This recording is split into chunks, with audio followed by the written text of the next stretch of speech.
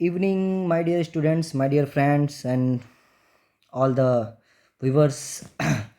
Till now, we discussed the till 17th question, even all the numericals of the 17th till 17th questions. In today's lecture, this is the third part. अगर आपने अभी तक नहीं देखा है तो दोनों पार्ट्स को आप इसी प्लेलिस्ट में जाकर देख सकते हैं. हम स्टार्ट करते हैं क्वेश्चन नंबर 18 से. Question number 18 is asking us to calculate the mass of the non-volatile solute of the molar mass 40 gram per mole, okay, which should be dissolved in 114 gram of octane to reduce its vapor pressure to 80%. Okay, vapour pressure reduce हो रहा है, मतलब हमें सीधा रॉल्ट्स भाई साहब की याद आ जानी चाहिए और उनकी याद में हमें सीधा ये याद आना चाहिए था कि किस तरह से उन्होंने relative lowering of vapour pressure बताया था. उसी कॉन्सेप्ट पे बेस है ये क्वेश्चन. अगर आपको रिलेटिव लोवरिंग नहीं आ रही होगी तो प्रॉब्लम हो जाएगी. रिलेटिव लोवरिंग सबसे पहले तो वो पता होना चाहिए हमें रिलेटिव लोवरिंग क्या होती है. As you know that vapour pressure P naught minus P of the solution upon P of the pressure of the solution is equal to zeta B, chi B. Okay, mole fraction, got it? Mole fraction of non volatile solute है ना. तो देखो ये concept इसी पे based है. चलो छोड़ो, हम पहले क्वेश्चन पे चलते हैं. इस पे बेस्ड है, मैं इतना बता दे रहा हूँ. और आपको क्वेश्चन रीड करने के बाद वो हमने चैप्टर में कौन सा कॉन्सेप्ट पे क्वेश्चन बेस्ड है, सबसे पहले ये आइडेंटिफाई करना जरूरी है. नेक्स्ट आफ्टर उसने क्या बोला, find out the mass of the non volatile solute. Suppose that मान लो कि आपका सोल्यूट जो है वो B है ना. तो इसका जो मास होगा वो WB हो जाएगा, मास ऑफ द सोल्यूट. अच्छा, इसका मोलर मास क्या होगा? मोलर मास गिवन है 40. मोलर मास जो है वो मोलर मास हमें गिवन है. मोलर मास कितना है? 40. Got it? हमें ये फाइंड आउट करना है. अब ध्यान से समझना, अगर ये दोनों चीज़ें रिलेट कर रही हैं और हमसे बोल रहा है ये निकाल के दिखाओ, तो आपको ईजिली पता होना चाहिए that NB is equal to given mass upon molar mass. हमें कहीं से भी अगर NB मिल जाए तो हमारा काम हो सकता है. NB मिल गया तो हम क्या करेंगे, WB इज इक्वल टू हो जाएगा, WB इज इक्वल टू हो जाएगा molar mass multiply by number of moles. What it? यानी हमारा जो टारगेट है वो होना चाहिए हमें NMB निकालना है. NB नंबर ऑफ मोल्स निकालना हमारा टारगेट होना चाहिए. सही है. चलिए अपने टारगेट को कंप्लीट करते हैं. अब हमें पता है कि ये कॉन्सेप्ट बेस है, मतलब यही जो फॉर्मूला है यही यूज़ होने वाला है. सही है ना. इस फॉर्मूले को थोड़ा सा और एक्सटेंड करते हैं. आपको पता है zeta B chi B is equal to क्या होगा, that NB upon NA plus NB. सही है. यानी यहाँ से मुझे NB मिल जाएगा. क्लियर है. नंबर ऑफ मोल्स मुझे यहाँ से मिल जाएंगे, क्लियरली मिल जाएंगे. आगे बढ़ें. चलो सर, नंबर ऑफ मोल हम तो निकाल तो लेंगे, बट इसके लिए हमें Na भी तो निकालना पड़ेगा. कोई दिक्कत नहीं ना, ऑक्टेन का ये गिवन मास है और ऑक्टेन का मोलर मास हम निकाल लेंगे. यानी हमारा काई भी कंप्लीटली निकल जाने वाला है, Na निकल जाने वाला है. खाली हमें क्या निकालना पड़ेगा, NB निकालना है. शुरू करते हैं. चलिए, सपोज दैट मान लो कि वो सॉल्यूशन जो है उसका प्रेशर जो था वो P नॉट, वो 1 ATM था, 1 ATM, और रिड्यूस हो गया कहाँ तक कि 80%. 1 ATM का 80% करोगे कितना आएगा, तो प्रेशर ऑफ सॉल्यूशन हो जाएगा 0.8 ATM. Got it? अच्छा, अब अगर आपसे कोई पूछे चेंज कितना हुआ, मतलब हमसे पूछा जाए चेंज कितना हुआ, तो P naught minus P of solution change कितना हुआ, तो ये चेंज हो जाएगा 1 ATM माइनस 0.8 ATM. तो ये हो गया 0.2 ATM. Got it? ये हो गया हमारा कॉन्सेप्ट. जो क्वेश्चन में हमें 80% दिया गया था, हमने इसका यूज़ करके किया है. इसका यूज़ करके हम यहाँ तक पहुँच गए. चलिए अब हम इसको पुट करते हैं. हमारा फॉर्मूला क्या है, relative lowering in vapour pressure P naught minus P of solution upon PS is equal to chi B. Chi B का फॉर्मूला है chi B is equal to NB upon, नहीं पहले काई बी लिख देते हैं, काई बी. अच्छा, P naught is 1 and sorry इसका माइनस हमने निकाल लिया ना, डिफरेंस कितना है 0.2. Okay, 0.2 upon pressure of solution 0.8 is equal to chi B, that NB upon NA plus NB. अब यहाँ पे मुझे NA निकालना ही पड़ेगा, तो कोई दिक्कत नहीं है। Na के लिए मैं यहाँ थोड़ा सा साइड में आ जाता हूँ। That Na means solvent, the mass given mass of the solvent कितना है 114 ग्राम। अच्छा ऑक्टेन का मोलर मास निकालो ना। ऑक्टेन मतलब होता है C8H, 8 2 जा 16 + 2 18, 8C का हो जाएगा आपका 12 8 जा 96 + 18, ये हो गया आपका 114 ग्राम। ओके, इसका मोलर मास मिल गया 114, कट हो गया, ये हो गया 1, यानी नंबर ऑफ मोल्स ऑफ, ये आ गया हमारा 1 + NB। Got it. इसको सॉल्व कर लो इसको, तो ये होगा 1/4। चलो आगे बढ़ते हैं, NB निकालना है हमें। That 1 + NB = 4 NB। इसको आप सॉल्व कर लेना। आप सॉल्व करके मैं डायरेक्टली आंसर आपको लिख दे रहा हूँ। ये आ गया हमारे NB का वैल्यू। क्या है, वीडियो थोड़ा लेंथी हो जाता है ना, इसलिए मैंने इसको अलग से निकाल लिया। Got it. ये आ गया हमारा number of moles of P. Sir आपने ये क्यों निकाला? अरे भाई मैंने स्टार्टिंग में तो बताया ना आपको, ये पूरा कॉन्सेप्ट किस पे डिपेंड कर रहा है, NB पे डिपेंड कर रहा है। चलो ले आओ, आप चाहो तो यहाँ पे डायरेक्ट भी लिख सकते हो, कोई दिक्कत नहीं है। अब मैं दूसरे स्टेप पे चलता हूँ क्वेश्चन के, है ना। That NB = WB/MB। Got it? NB = 1/3, WB we have to find out it, and molar mass given है 40। तो ये हो गया आपका WB = 40/3। Divide it and you will got the answer is exactly, I think we did something wrong. What should be the answer? Okay, I think we put the wrong formula here. Sorry, the pressure of solution ये आएगा। sorry, oh, it's a major mistake, sorry।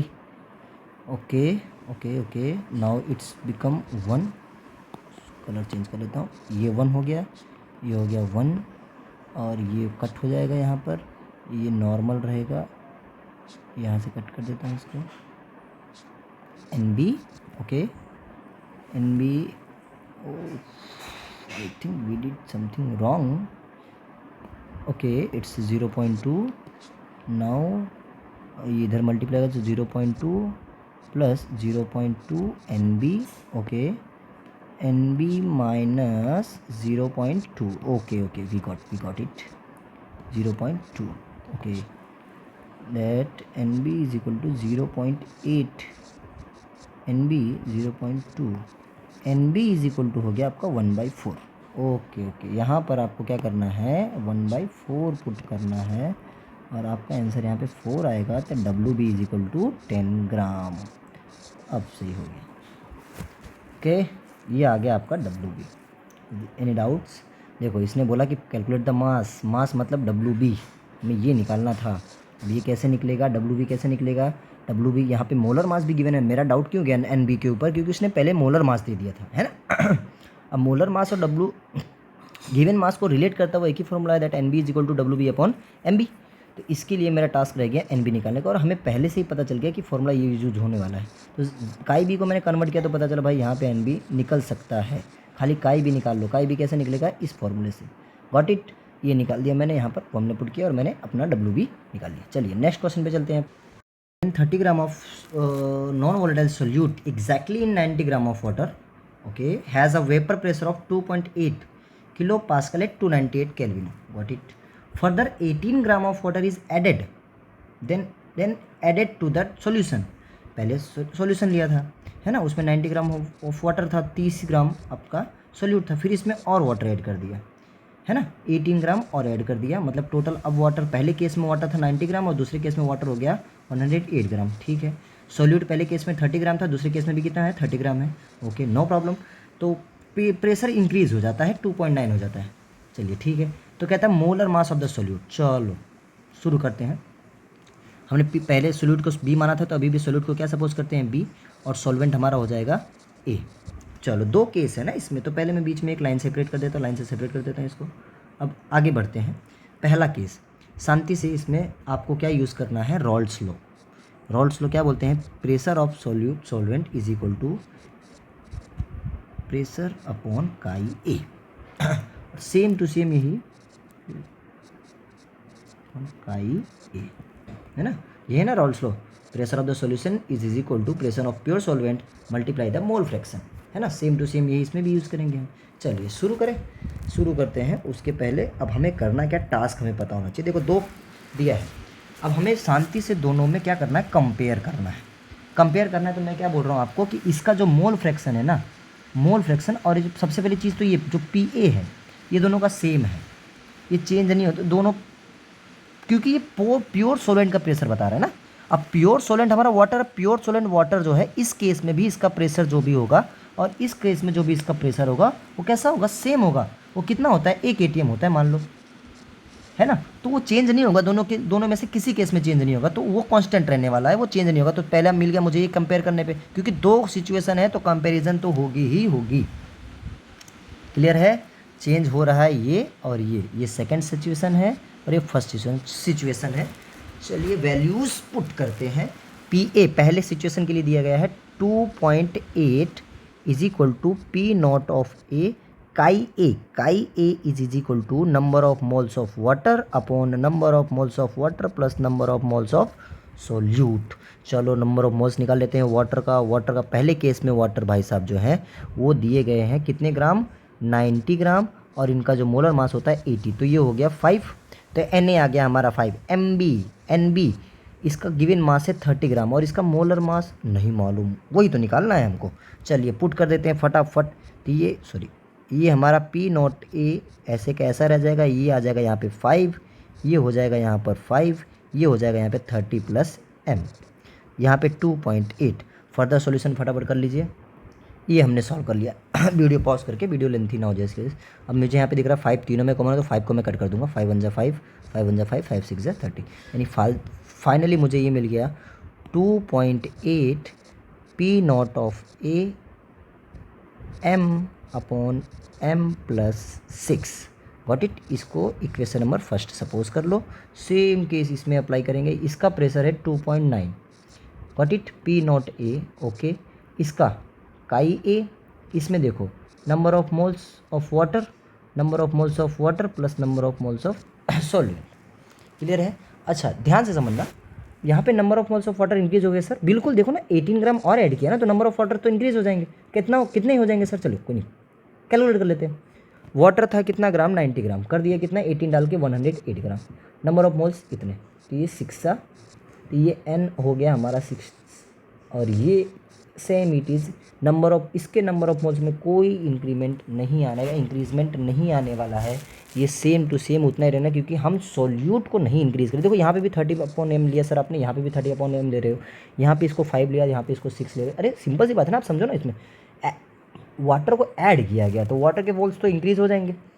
चलिए आगे बढ़ते हैं, हम इसको solve करते हैं। तो पी नॉट ए, वीडियो रोक के कर लेता हूँ ताकि वीडियो लेंथी ना हो। क्लियर है, हम यहाँ पे पहुँच जाएंगे। यहाँ पे पहुँचने के बाद हमको दिखेगा कि भाई 6 सब में कॉमन है, कट कर दिया, फाइनल आंसर हमारा आ गया ये 2.9 P naught A point m upon m plus 5। But ये आ गया हमारा सेकेंड इक्वेशन, ओह सॉरी, ये आ गया हमारा सेकेंड इक्वेशन नंबर 2, और ये हो गया हमारा इक्वेशन नंबर फर्स्ट, क्योंकि फर्स्ट सिचुएशन है सेकंड सिचुएशन से। अब हम इसमें क्या करें, अब आपकी इच्छा,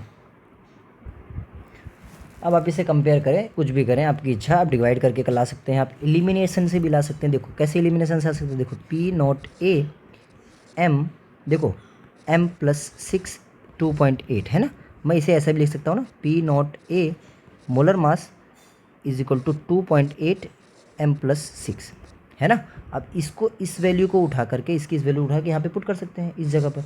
चलो वही कर देते हैं, ज़्यादा सही रहेगा। चलो पुट कर देते हैं, इसमें आ गया पी नॉट ए, देखो पी नॉट ए मैंने अभी बताया था ना, pure vapour pressure of solvent और वाटर का वेपर प्रेशर दोनों केस में क्या रहेगा, सेम रहेगा। और मोलर मास तो उसने नॉन वोलेटाइल सॉल्यूट का पूछा ही है, तो उसका मोलर मास तो चेंज होने वाला नहीं है ना। तो यहाँ पे आ जाएगा 2.8, मैं ब्रैकेट ओपन कर देता हूँ, m 16.8 ये हो गया, और ये भाई साहब डायरेक्टली वहाँ चले जाएंगे और इसके साथ हो जाएंगे मल्टीप्लाई m प्लस 5। चलिए मल्टीप्लाई कर देते हैं 2.9 m प्लस, इसको यूज़ कर देता हूँ 541, 2.8 मोलर मास प्लस 6.8। इसको सॉल्व करेंगे तो ये हो जाएगा, इस तरफ मुझे 0.1 m मिलेगा और इस तरफ माइनस होगा तो ये हो जाएगा आपका 2.3। तो m molar mass is equal to 2.3 divided by 0.1, दोनों का पॉइंट कट कर दो तो ये आ जाएगा 23 ग्राम पर मोल। ये आ गया मोलर मास। पहला क्वेश्चन सोल्व। काफ़ी टाइम लिया इसने। देखो ये सिचुएशन ही ऐसी दी थी उसने, कंडीशन ही ऐसी दी थी। देखो इन्होंने 2 केस दे दिया, हमें दोनों केस में कंपेयर करके आंसर लाना है ना। अब उसने पूछा vapour pressure of water at 298 kelvin temperature, है ना। 298 केल्विन टेम्परेचर पे वाटर का वेपर प्रेशर क्या, यानी हमें vapour pressure of pure water पूछे। तो कोई सॉल्यूशन की बात नहीं की उसने, यानी हमसे P0 A ही पूछ रहा है वो, है ना। चलिए शुरू कर देते हैं, कोई दिक्कत नहीं। दोनों में से कोई इक्वेशन ले लो। P0 A पूछ रहा है, ये इक्वेशन ले लो चाहे ये इक्वेशन ले लो, आपको जो पसंद है। चलो ठीक है, आपको ये पसंद है, हम इसको इसमें रख देते हैं, रख दें। चलो 2.8 m प्लस 6 m क्यों रख रहे हैं हम, डायरेक्ट वैल्यू ना रख दें इसकी। इसकी वैल्यू कितनी है 23, अभी हमने निकाली है ना, plus 6 is equal to P0 A, यहाँ पे वैल्यू कितनी होगी 23। क्लियर। इसको प्लस करेंगे तो ये हो जाएगा 2.8 प्लस 29 मल्टीप्लाई जाएगा, मीन्स प्लस करने के बाद, और ये हो जाएगा divided by 23 P0 A। Solve कर लेना है इसको। इसका आंसर मैं कैलकुलेटर यूज़ कर लेता हूँ, 3.53 किलो पास्कल। व्हाट इट, ये आ गया आपका ये पहला आंसर, दूसरा आंसर सॉरी, और this is your first answer. Clear है, कोई डाउट। 2 कंडीशन क्रिएट किए थे इसने बस, और कुछ नहीं, दोनों इजी था वैसे तो। क्लियर है। नेक्स्ट टॉपिक में आगे बढ़ें। चलिए 5% solution by mass. Okay, cane sugar in water has freezing point 271 kelvin. ठीक है, मीन्स वाटर में हम अगर 5% बाई मास कैन शुगर डाल देते हैं तो उसकी फ्रीजिंग पॉइंट 271 हो जाती है। एग्जैक्ट में उसका फ्रीजिंग पॉइंट इतना होता है वाटर का, देखो ये लिखा हुआ है ना। तो उसने पूछा जब हम 5% ग्लूकोज डालेंगे तो उसका फ्रीजिंग पॉइंट कितना होगा। ध्यान से समझना, 5% ग्लूकोज भी डालना है, 5%। 2 केस दिया है, कंपेयर करना पड़ेगा, समझ में आ गया ना। 2 केस का मतलब ये है कि हमें क्या करवा रहा है वो, कंपेयर करवाना चाहता है। ठीक है, वी आर रेडी, हमें कोई प्रॉब्लम नहीं है। पहले केस में देखो फ्रीजिंग पॉइंट, सबसे पहले कॉन्सेप्ट देखो कौन सा है इसमें। कॉन्सेप्ट है elevation in freezing point, I think वो वाला टॉपिक है, उससे आपको इसको सॉल्व करना है ना। Depression in freezing point, elevation in boiling point होता है। अच्छा याद आ गया। तो पहले ध्यान से समझना, वाटर सॉल्यूशन मान लो 5% दिया गया, तो ये तो आपने पता चल गया होगा अभी तक कि सपोज दैट मान लो कि आपका सॉल्यूशन 100 ग्राम है। सॉल्यूशन आपका 100 ग्राम है, तो इसमें से 5 ग्राम जो है आपका ये हो जाएगा मास ऑफ सॉल्यूट, और वाटर भाई साहब का हमारा मास हो जाएगा 95 ग्राम। चलो सही है। अच्छा, इसके बाद मोलर मास किसका, शुगर का। तो मोलर मास ऑफ शुगर हो जाएगा आपका 342 ग्राम पर मोल, और वाटर का मोलर मास आपको अच्छी तरीके से पता है 18 ग्राम। चलिए ये 2 चीज़ क्लियर हो गई।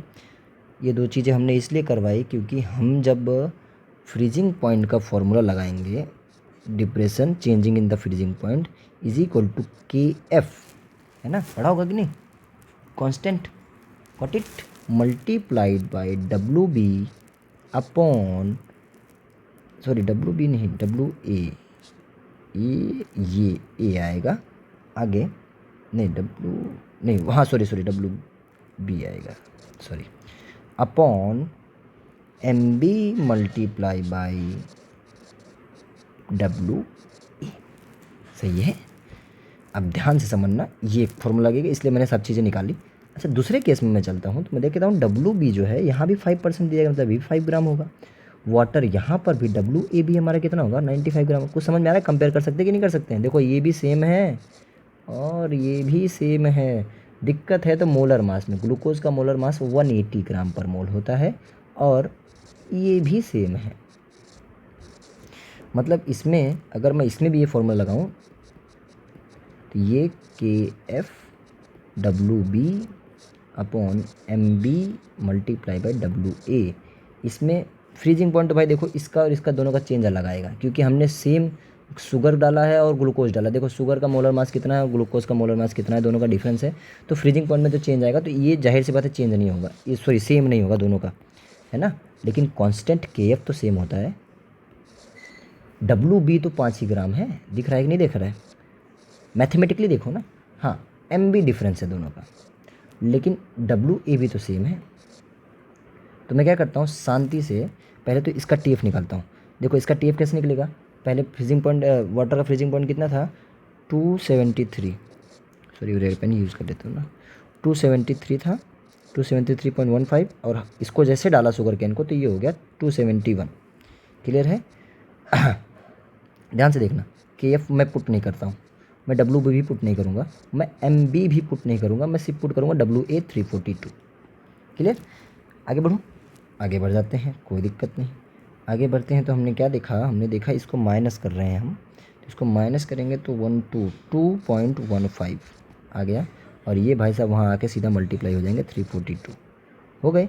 ये मिल गया मुझे K F multiply by W B multiply by M B. चलो आ जाओ यहाँ पर, डेल्टा टी एफ हमें नहीं मालूम, लेकिन हमें पता है ये कैसे निकलेगा, वाटर का कितना चेंज किया हमने, कोई दिक्कत नहीं, चलो इसको ही निकालेंगे। डेल्टा टी एफ हमें नहीं मालूम है, नहीं मालूम है, नहीं मालूम है, नहीं मालूम है, और ये मैं डब्ल्यू ए को यहाँ पे ला के, सॉरी डब्ल्यू ए, 2 में गलती हो गई क्या फॉर्मूले में, सही तो है। चलो हाँ, यहाँ पे क्या क्या छूटा था, एम बी तो हमने पुट कर दिया था यार, गलती हो गई, यहाँ पे डब्ल्यू ए आएगा, वही मैं सोच रहा हूँ गलती हो गई, एम बी तो हमने पुट कर दिया, डब्ल्यू ए आएगा यहाँ पर, मोलर मास ऑफ सॉल्यूट तो हमने पुट कर दिया था ना, यहाँ पे डब्ल्यू ए आएगा, सॉरी। चलो तो K F multiply by W B ये भी सेम है, डब्ल्यू ए भी सेम है, दिक्कत है तो कहाँ, सिर्फ एम बी में एम बी की वैल्यू कितनी है इसकी 180, भेज दो वहाँ पे फटाफट, तो ये delta T F depression in freezing point multiply by 180 is equal to K F multiply by W B upon W A. उठा के ले आओ वैल्यू, ये वैल्यू उठा के ले आओ, सीधा डायरेक्टली वहाँ पे पुट कर दो, सही है। चलो शुरू कर देते हैं, delta T F multiply by 180, यहाँ पे आ जाएगा 342 मल्टीप्लाई बाई 2.15, तो डेल्टा टी एफ आपका आ जाएगा 342 multiply by 2.15 divided by 180। Calculator use कर रहा हूँ मैं, आप लोग यूज़ करने के बाद आ गया 4.085 केल्विन। ये चेंज हुआ भैया, ये चेंज हुआ, फ्रीजिंग पॉइंट इतना डाउन हो गया, इतना डाउन हो गया, तो एग्जैक्ट में था कितना रहा था, तो आपको पता है ना, delta T F is equal to होता है ओरिजिनल फ्रीजिंग पॉइंट जो होता है उसका, है ना, original freezing point minus original freezing point कितना है, ओरिजिनल फ्रीजिंग पॉइंट है हमारा 273.15, और ये चेंज हुआ कितना, टी एफ सॉल्यूशन, सही है। और ये आपने निकाला कितना 4.085, ये भाई साहब यहाँ पे क्या हो जाएंगे, प्लस हो जाएंगे, नहीं सॉरी, ये भाई साहब यहाँ पे आके माइनस हो जाएंगे, 15 is equal to minus T F, इसकी वैल्यू आपकी आएगी -269.07 is equal to minus T F, minus cancel, ये आपका फ्रीजिंग पॉइंट हो गया। हमें निकालना भी क्या था, ये तो निकालना था, कैलकुलेट द फ्रीजिंग पॉइंट, जब हम 5% ग्लूकोज डालें तो उसका फ्रीजिंग पॉइंट कितना हो जाएगा, प्योर का होता है 273, जैसे फ्रीजिंग पॉइंट हमने सॉरी ग्लूकोज ऐड किया है तो उसका फ्रीजिंग पॉइंट रिड्यूस होकर कितना हो जाएगा 269। क्लियर। आगे बढ़े नेक्स्ट क्वेश्चन पे, लेकिन नेक्स्ट क्वेश्चन अब कल देखेंगे, वीडियो काफ़ी लेंथी हो गया है। टिल देन पढ़ते रहो और बढ़ते रहो। Good bye.